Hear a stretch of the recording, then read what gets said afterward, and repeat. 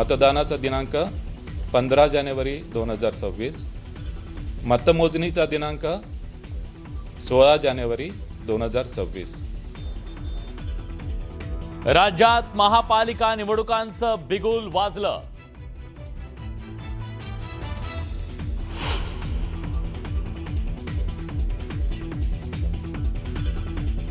तेवीस डिसेंबर ते 30 डिसेंबर 2025 या काळात अर्ज भरता येणार, तर 2 जानेवारी 2026 तारखेपर्यंत अर्ज मागे घेता येणार.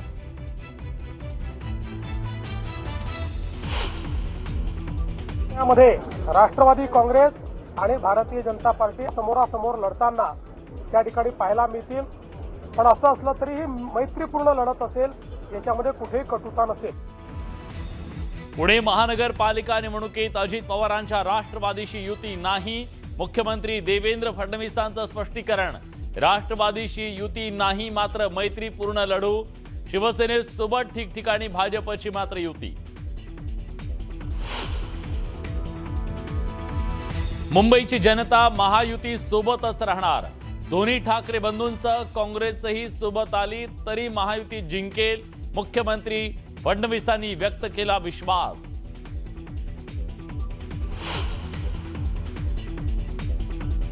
भाजप आता बिल्डर जनता पार्टी झाली आहे. केंद्र आणि राज्यात भाजपचं सरकार असूनही भाजपच्या फसव्या घोषणा सुरूच. आदित्य ठाकरेंकडून भाजपवर सडकून टीका. ठाकरेंच्या शिवसेनेला रामराम ठोकत तेजस्वी घोसाळकरांचा भाजपमध्ये जाहीर प्रवेश. भाजप जी जबाबदारी देईल ती पार पाडणार.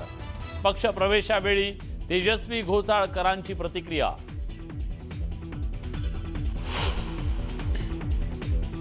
जुन्नरच्या पारगावात बिबट्याच्या हल्ल्यात 8 वर्षाच्या मुलाचा मृत्यू. उसाच्या शेतात दबा धरून बसलेल्या बिबट्याचा मुलावर हल्ला. ग्रामस्थांमध्ये संतापाची लाट.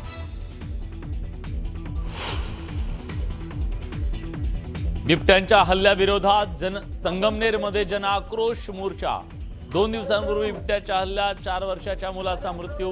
बिबटे मुक्त तालुका करा, संगमनेरकरांची मागणी. पुण्याच्या राजगुरुनगरमध्ये खासगी क्लासमध्ये अल्पवयीन मुलाकडून मुलावर चाकू हल्ला. शिक्षकासमोरच चाकू हल्ला केल्यानं खळबळ. हल्ला करणारा मुलगा फरार. हल्ल्यात मुलाचा मृत्यू.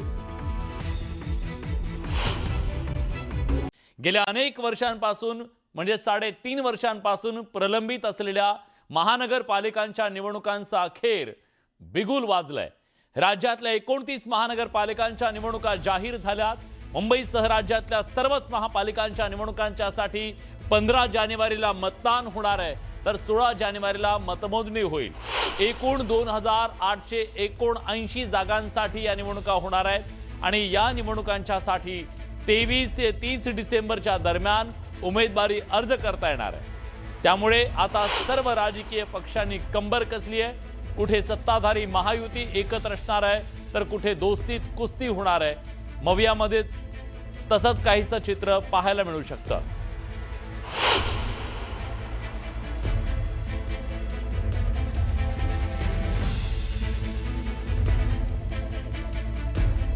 निवडणुका घोषित झाल्या.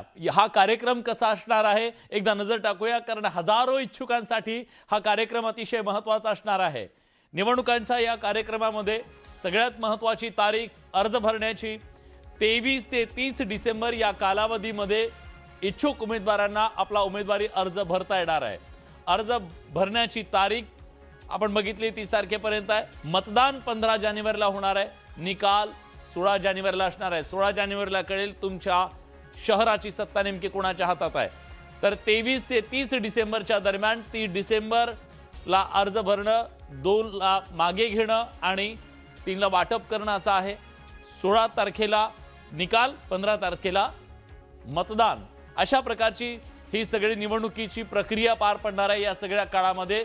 त्यामुळे इच्छुक उमेदवारांच्यासाठी, मतदारांसाठी सुद्धा ही तारीख अतिशय महत्त्वाची आहे, ज्या तारखेला ठरणार आहे 29 महानगरपालिकांच्या निवडणुकीच्या मधून सत्ता नेमकी कुणाची असणार आहे. बृहन्मुंबई महानगरपालिका आणि तसेच इतर महानगरपालिका या दोघांसाठी हा कार्यक्रम मी सांगतो आहे. मतदानाचा दिनांक 15 जानेवारी 2026. मतदानाचा दिनांक 15 जानेवारी 2026. मतमोजणीचा दिनांक 16 जानेवारी 2026.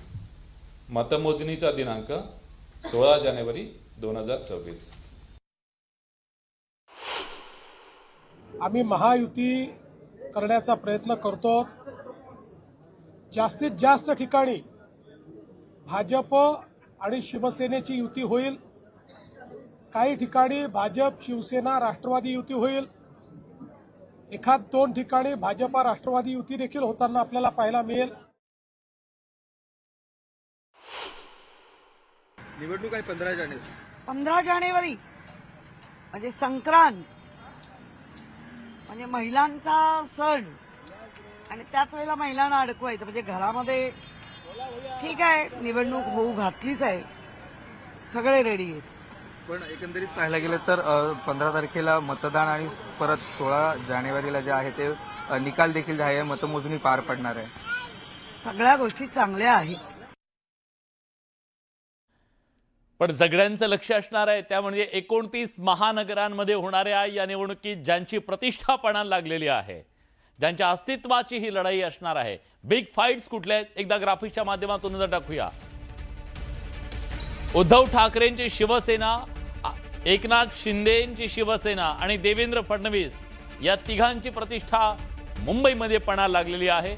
आणि सोबत असणार आहेत राज ठाकरे सुद्धा. ठाण्यामध्ये उद्धव ठाकरे, राज ठाकरे, एकनाथ शिंदे या तिघांची प्रतिष्ठा पणाला लागली.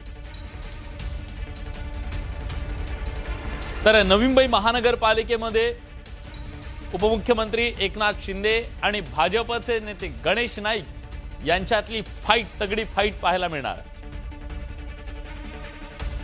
पुण्यामध्ये शरद पवार यांची राष्ट्रवादी काँग्रेस, अजित पवार यांची राष्ट्रवादी आणि देवेंद्र फडणवीस यांची भाजप यांच्यामध्ये सामना होण्याची शक्यता आहे. म्हणजे 3 चेहरे हे या सगळ्यांची तिघांची प्रतिष्ठा पणाला लागलेली आहे. पुण्यामध्ये नाशकामध्ये भाजपचे नेते गिरीश महाजन आणि शिवसेनेचे दादा भुसे यांच्यामध्ये तगडी फाईट असेल.